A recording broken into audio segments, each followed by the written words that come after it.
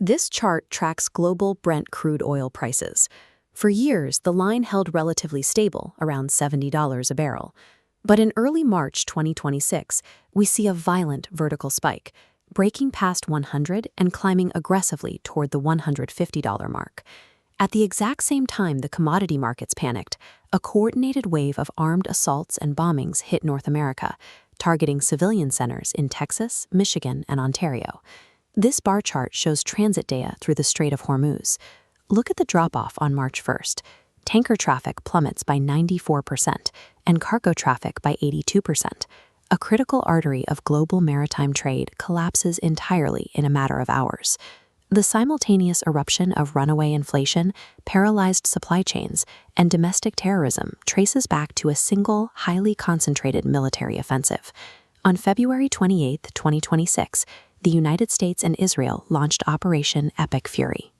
Over 2,000 combined strikes targeted Iran's nuclear facilities, weapons manufacturing, and the internal security apparatus. The campaign successfully assassinated Ayatollah Ali Khamenei, eliminating the absolute authority commanding the Iranian state and its military network.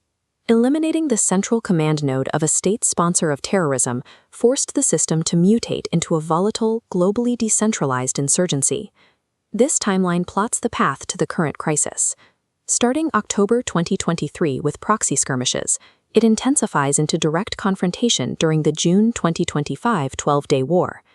By late 2025, the Iranian rial's collapse triggered mass protests, met by a brutal regime crackdown. This internal and external pressure altered the rules of engagement. Retaliatory hit lists expanded beyond military bases, with operations striking unfinished civilian and logistical infrastructure. The February 28th decapitation strike was the violent culmination of this brutal 29-month cycle, breaking previous boundaries of state-on-state warfare.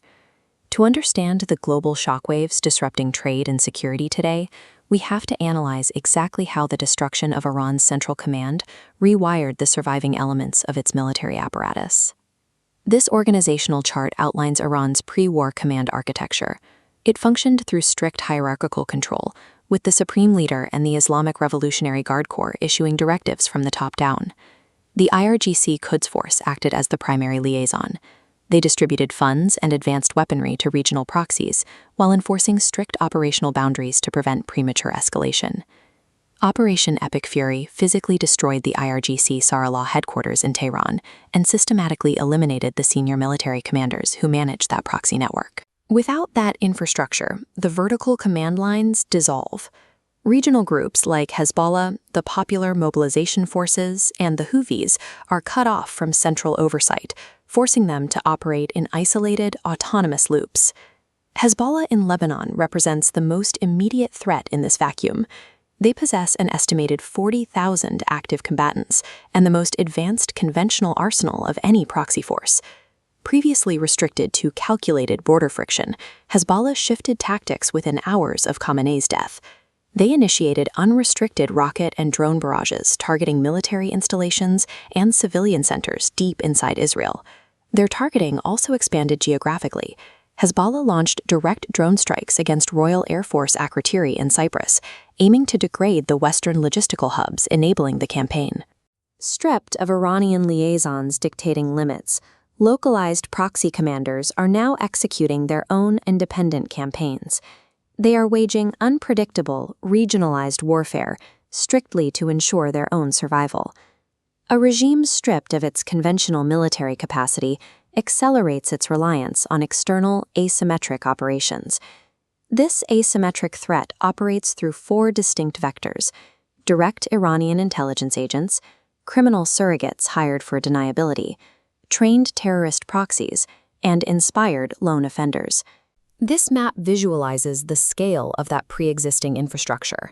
Intelligence agencies tracked 157 documented cases of Iranian foreign operations over the past 5 years, with heavy concentrations in Europe and the United States. The assassination of Khamenei acted as an immediate operational trigger.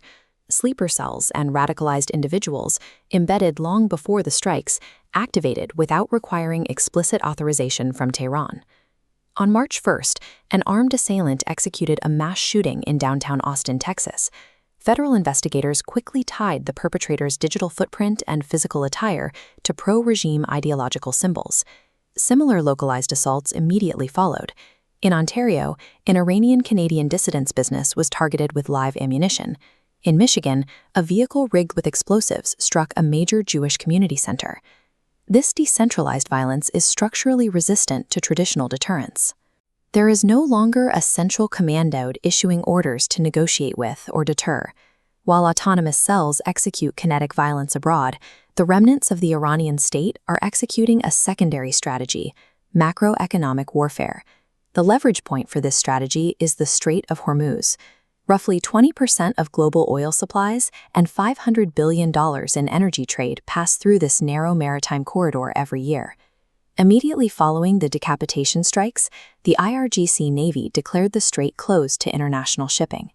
By deploying asymmetric naval tactics, they paralyzed commercial traffic, trapping over 150 heavy vessels in open waters.